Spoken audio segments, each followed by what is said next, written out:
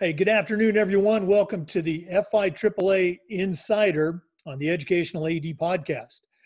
Our guest this afternoon is Rocky Gillis. Rocky is the District Athletic Director for the Broward County School District down in South Florida. Rocky, how's it going today?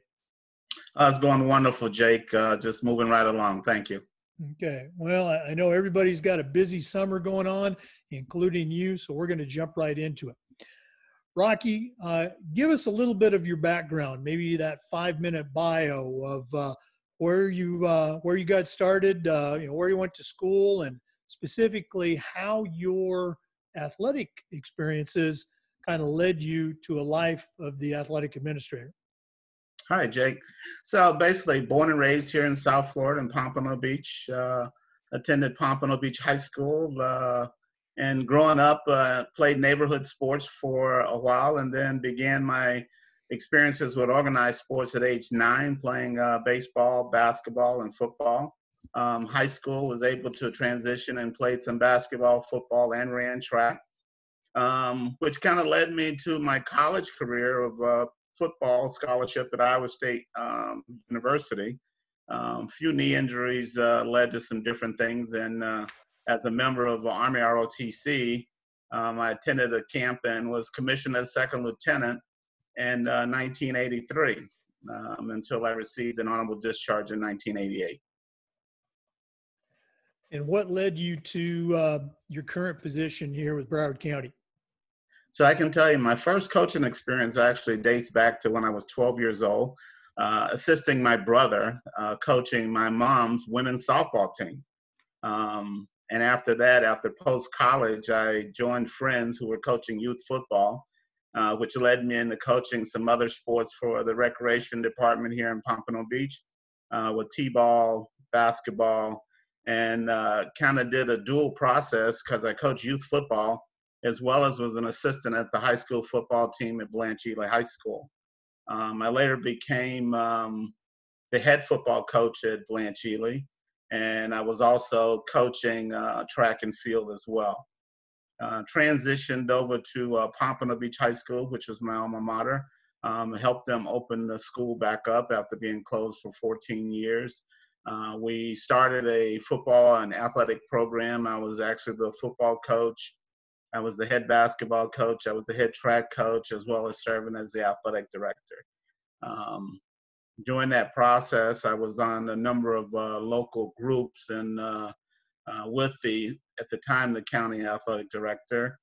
And that kind of prepared me and led me into the current position of being the county athletic director, which I've been for the last 19 years. I must say I attended my first FIAAA conference in 2001. And I guess at that point, I was kind of hooked. Began to take some LTI courses. And in 2013, I joined the board of directors for the FIAAA.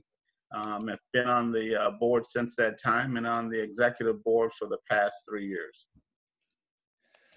Well, going back to your coaching days, did you have a particular role model or a mentor that sort of nudged you into the athletic administration fast lane? So I'm not exactly sure if they nudged me into the athletic administration direction, but they definitely kind of inspired me to participate and be a coach. And that came from as far back as my oldest brother, then my dad, who was also a coach when we participated in youth sports. And my mom was also a coach. She coached high school basketball and middle school basketball.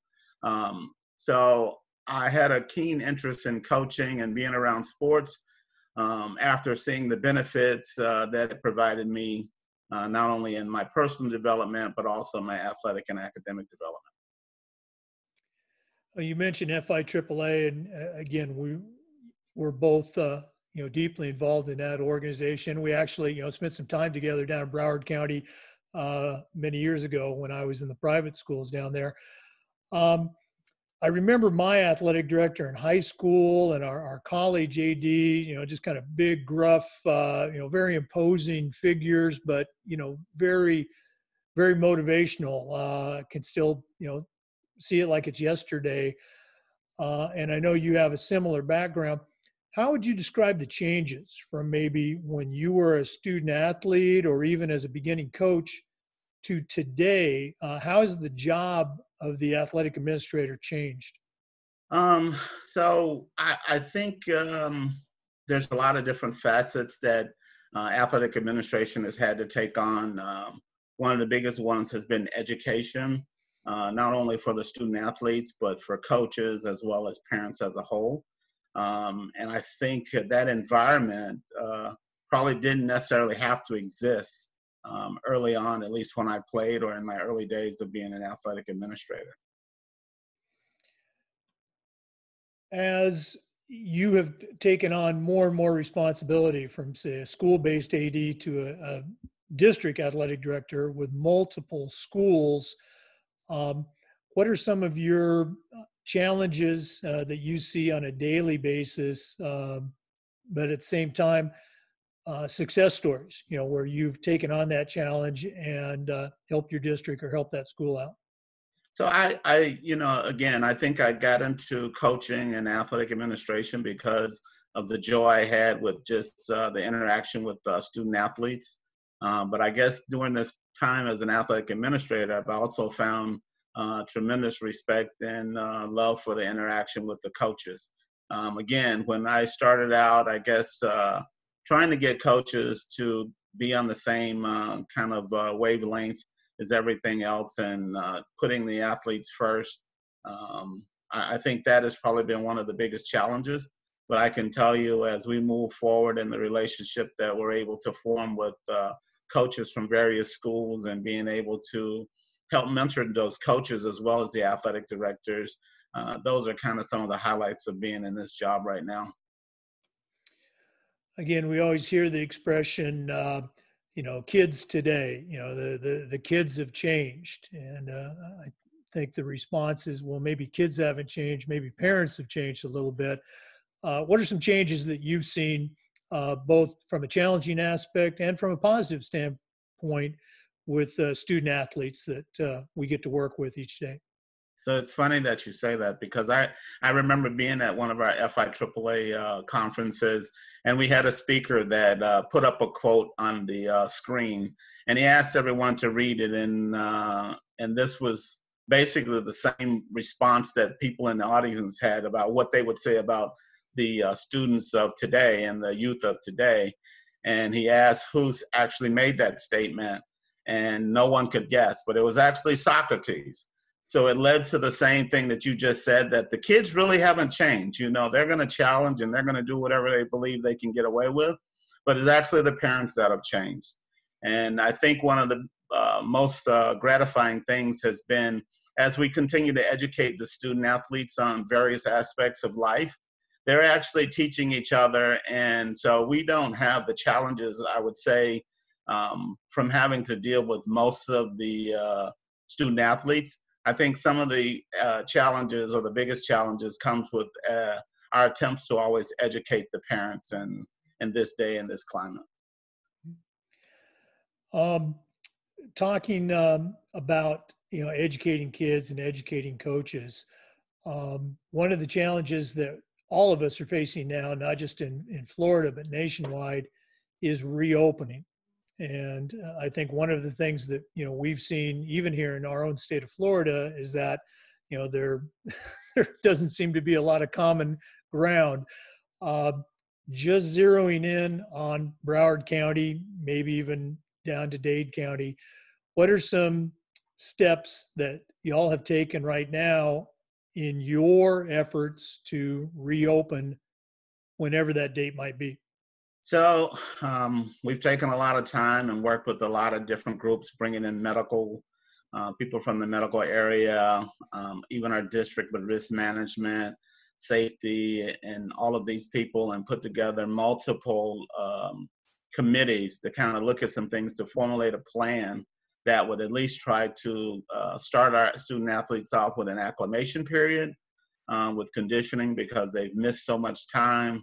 But then again, it leads to the other aspect of cleaning and disinfecting, protocols that had to be developed, But also now the other challenge is training everyone on how to use these cleaning materials and how to properly use PPEs, and just the education portion that, again, that has to be developed.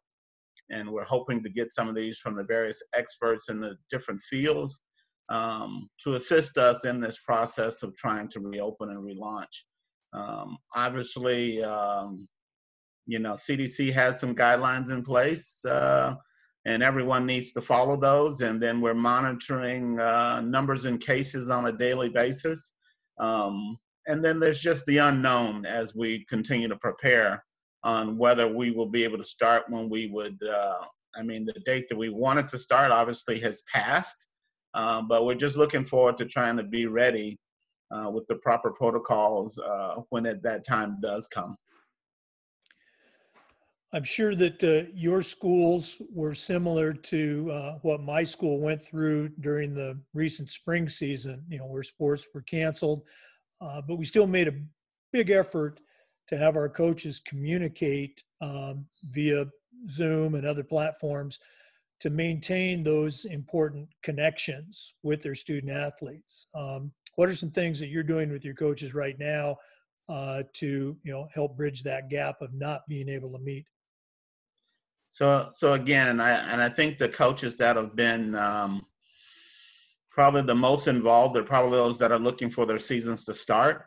When this entire pandemic started, it was the coaches who had been put on pause until they know things were stopped. They had the most communication with their student athletes.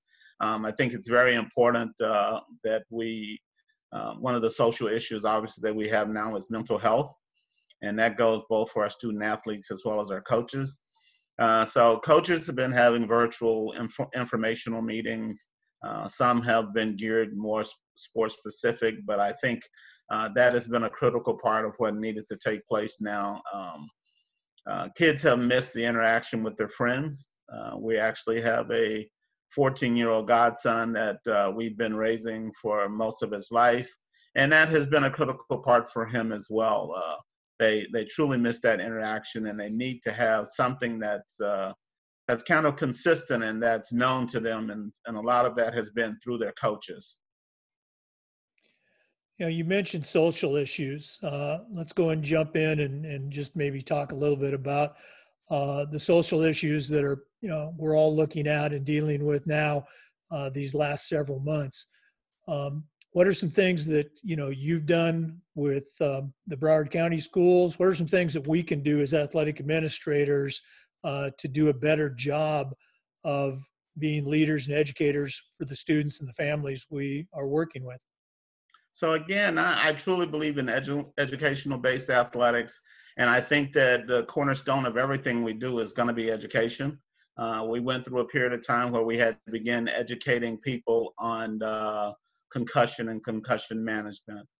We went to gender identity, and I think now we're surrounding ourselves back to diversity. And I think part of that lends itself to us educating our athletes and parents all about sportsmanship. Those things have been key, and I think, as you know, because of everything that's happened recently, diversity has become to the forefront. So, we have several things that we need to do. I think we're going to have to continue to get partners to come in and to continue to educate not only our student athletes, but our coaches and athletic directors as well. Like I say, mental health, sportsmanship, and now diversity. I think those are the forefront of everything that we're going to be doing for the coming months. Let's go and talk about some favorite things. In your day, in your week, what are 2 or 3 of the best things that you get to do? Okay, so on normal situations, and again, I'll go back to the one of the most exciting things that I get to do is I get to interact with student athletes. It was much more on a daily basis when I was a school-based administrator and a coach, but as a county AD, it's also fascinating because now I don't only get to communicate with student athletes, but oftentimes I interact with just regular students. My department has athletics and student activities that are our department. So quite often I'm visiting and seeing and getting whole conversations with kids that are student government and other activities. I think that is really the biggest thing that I love to do. But in order to get to that point and have well-rounded athletes and student athletes, I think that it comes down and boils down to also interactions with those other athletic administrators, coaches. I really value the amount of respect that I guess that a lot of those people, the athletic administrators and coaches, have for what I attempt to do. And they kind of understand that I'm going to be a fair person. So I think those are really the biggest things and the most enjoyable is the people that I get to work with on a daily basis, and then the interaction with the student athletes. Yeah, I think most ADs would say the same thing. You've mentioned FIAAA. In your position as the 2020-2021 president-elect, you're the guy that gets to plan and organize our annual state conference. I know it's early, but what are some things that you've already been able to do and some things that we can look forward to for this coming year's conference? I think one of the things is, although I don't have the final stamp of approval yet, but I think we have a tremendous speaker that's going to be for our opening, who's going to lead right into diversity, understanding of different people and different types of people. And again, I'm hoping to be able to bring some people to the table that provide the education in those other areas. I believe in, we've always tried to have what we call an athletic director toolbox or an athletic administrator's toolbox. I think in this process, we may be creating a virtual athletic administrator's toolbox, as well as hopefully providing some technical skills to some of our ADs that they may be able to use in this virtual environment if it continues. And I tell you, because of what we've had to do, there's some things that we may be doing differently with some coaches meetings is in the future that will actually be more effective and more efficient for us to operate. Well, it sounds exciting. As someone who got to do that this past year, and we ended up going virtual, I know you're going to have a great time, and I know you're going to do a great job. Let's go and wrap this up with what we call the big three. You talked about that AD's toolbox. You're meeting right now with a brand new athletic director. What are the three big things you're going to put in that new athletic director's toolbox? I think it's details on documenting everything that you do, as far as paperwork and having all these things in order. I think that would be key. I think the communication that they're going to have with the administration at their school. I think the administration and the relationship between the administrators and the athletic director are very important, and as well as that relationship with their coaches. And I think the other thing that I'm going to try to do is provide tools for them that will help them be very organized. Because when they're organized and communicate effectively, I think those two things are going to make their job so much easier. Well, Rocky, again, you and I know each other for a long time, but it's been great talking with you. I was very glad that you agreed to be our very first guest on the FIAAA Insider. And we're hoping that our future guests will be able to do as good a job as you. Well, I appreciate it, Jake. And quite often throughout my life, I have been the first at something. And I very appreciate the opportunity to be the first one to be a part of this. All right. Well, thanks, everybody. I hope you enjoy it. Rocky shared some great ideas with us as far as leadership and for athletic directors. Please tune in again for the next edition of the FIAAA Insider. Thanks a lot. All right. See you guys in April.